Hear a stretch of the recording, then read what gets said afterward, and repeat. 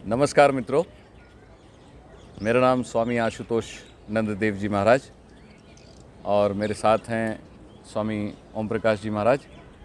आज हम गंगा तट पे यहाँ बैठे हैं इस जगह का आनंद लेने के लिए। आनंद के साथ साथ हमने ऐसा विचार किया कि क्यों ना आपस में कुछ ऐसा संवाद किया जाए जिससे एक दूसरे का जो है ज्ञानवर्धन हो। और चूँकि ये वीडियो जो बन रहा है इसको हम सोशल मीडिया पे भी डालेंगे तो जो सुनने वाले जो व्यक्ति हैं उनका भी इसमें कुछ फ़ायदा हो, लाभ हो। तो स्वामी जी आपका बहुत बहुत स्वागत है। धन्यवाद स्वामी जी। स्वामी जी हम हरिद्वार से ही शुरू करते हैं। हरिद्वार में आप बहुत वर्षों से यहाँ पे रह रहे हैं, तो हरिद्वार के बारे में एक अपना ओवरव्यू आप अगर रखेंगे तो वहाँ से फिर हम चर्चा को आगे बढ़ा सकते हैं। स्वामी जी बहुत बहुत धन्यवाद आपका। हरिद्वार को यदि हम देखते हैं आज के इतिहास, आज के रूप में, और आज को देखते हैं थोड़ा पीछे जाकर के इतिहास के रूप में, प्राचीन इतिहास के रूप में, तो मायापुरी इसका नाम था।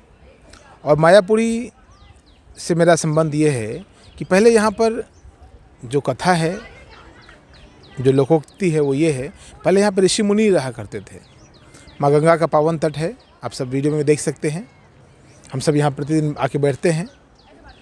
अनेक लोगों ने माँ गंगा के पावन चरणों में बैठने का काम किया है, योग साधने का कार्य किया है, साधना करने का कार्य किया है, तपस्या करने का काम किया है।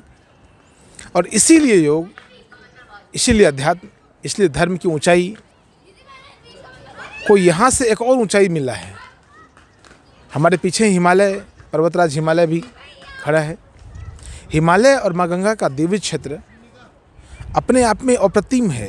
किसी भी साधक को उसकी साधना में ऊंचाई प्रदान करने के लिए अपने आप में अद्वितीय है। और इसीलिए प्राचीन समय से लेकर आज तक अनेक साधु, अनेक तपस्वी, हमें पता भी कभी नहीं चलता है। आप तो स्वयं जानते, आप तो स्वयं हिमालय में सदुकरी और घुमकरी का जीवन जी चुके हैं।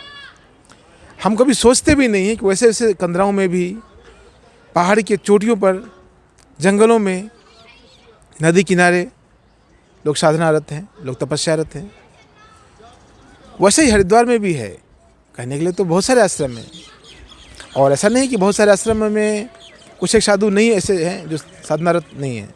निश्चित तौर पर वो लोग नियत समय के लिए कहिए या कहिए अनियत, मतलब अधिक से अधिक समय के लिए, पता भी नहीं चलता है, वो साधनारत हैं। बस लगे पड़े हैं। तभी कहीं न कहीं लोगों को भी यह हरिद्वार अपनी ओर आकर्षित करता है। माँ गंगा का दिव्य क्षेत्र यह तो एक बात है, पर्वतराज हिमालय की शुरुआत यहाँ से होती है तो दूसरी बात है, साधुओं की तपस्या जो लंबे समय से चली आ रही है, यह भी लोगों को कहीं न कहीं आकर्षित करता है। इसलिए लोग दान के लिए, पूजा पाठ के लिए, कई कर्मकांड के लिए, कई ज्ञान कांड के लिए, कई योग साधना के लिए हरिद्वार आते रहते हैं। और इतना ही नहीं है, पूरी दुनिया आज इस बात से कहीं ना कहीं अपना एक संबंध जोड़ रही है। बगल में ही ऋषिकेश है। आपका एक कदम हरिद्वार, दूसरा कदम ऋषिकेश है। 15-20 किलोमीटर, 30 किलोमीटर का दूरी है, कोई बहुत ज़्यादा नहीं है। आप तो स्वयं ऋषिकेश रह चुके हैं, बहुत सालों तक आपने प्रवास किया है, और आपके तो मित्र भी बहुत ज़्यादा हैं जो देश विदेश के लोग हैं। आपने स्वयं उसका अनुभव किया है कि दुनिया भर के लोग ऋषिकेश आ रहे हैं योग सीखने के लिए। ये योग सीखने के लिए एक अत्युत्तम स्थान है हरिद्वार। और ऋषिकेश की जो भूमि है, कहिए कि मतलब नवागंतुकों के लिए, कई जो लोग अभी शुरुआत करने जा रहे हैं उनके लिए, और कई जो सिद्ध लोग हैं उनके लिए, कई जो बुद्ध लोग हैं उनके लिए। एक कथा है कि बाबा नानक देव जी भी कभी आए थे हर की पौड़ी पर एक घाट पर। आपने भी सुना होगा, हमने भी सुना है, सबको पता है। तो कहने का भाव यह है कि हरिद्वार जो नए साधक हैं उनके लिए भी, जो प्रबुद्ध साधक है उनके लिए भी, जो सिद्ध और बुद्ध पुरुष है उनके लिए भी, सभी के लिए बहुत मायने रखता है। साधक को खास करके हरिद्वार में अच्छा लगता है, जो साधना की भूमि है। कभी इस हरिद्वार की पावन धरा पर, माँ गंगा के पावन तट पर अनेक ऋषियों ने साधना किया है। उसकी गूंज आज भी है स्वामी जी, कहीं ना कहीं हमें तो महसूस होता है। मैं यदि किसी महान संत का जिक्र करूं तो पायलट बाबा अक्सर कहते हैं, बच्चे हरिद्वार, भारत तो पूरी दुनिया में सबसे सुंदर देश है, लेकिन उसमें भी, भारत में भी हरिद्वार अपने आप में अप्रतिम है, अद्वितीय है।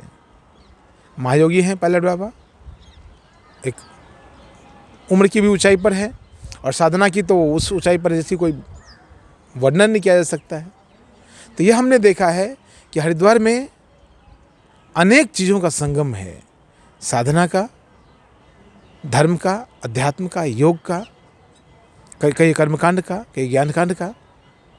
यही लोगों को कहीं न कहीं अदृश्य रूप से आकर्षित करता है। और यदि आप हरिद्वार आ ही रहे हैं तो बेहतर है कि कुछ साधना सीख कर जाएं। माँ गंगा में स्नान करके जाते हैं तो बहुत अच्छी बात है, पर कुछ और भी लेकर के जाएं।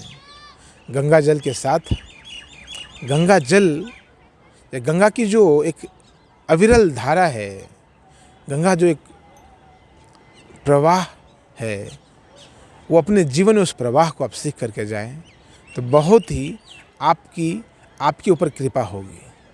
गंगा जिस तरह से गौमुख से निकलकर और पत्थरों से टकराती हुई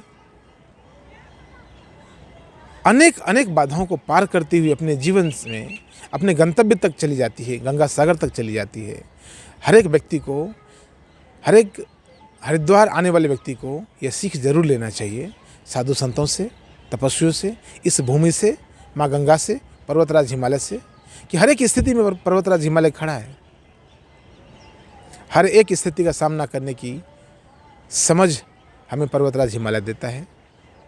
और यदि आप साधना करेंगे तो आप पाएंगे अनेक अनेक जो बुद्धत्व को प्राप्त आत्माएं हैं, उनका सानिध्य आपको मिलने लग जाता है। हमें तो मिला है, मैं तो अपने अनुभव से कह रहा हूँ आपको, और आप भी इस बात से एग्री करते होंगे। तो इसी के साथ हमारी यात्रा से बने रहिए और अपनी स्वयं की यात्रा भी जारी रखिए, तभी बात बनेगी। एक हमारी यात्रा है, एक आपकी स्वयं की भी अंतर यात्रा है। आप उस अंतर यात्रा पर चलते रहिए। फिर दोनों लोग जब बात करेंगे, जब मैं बोलूँगा, स्वामी जैसे लोग बोलेंगे और भी संत बोलेंगे और आप सुनेंगे, तो बीच में एक तादात्म्य स्थापित हो पाएगा। फिर आपको हरिद्वार का वास्तविक रूप पता चलेगा। बहुत बहुत धन्यवाद। स्वामी जी आपका बहुत बहुत धन्यवाद।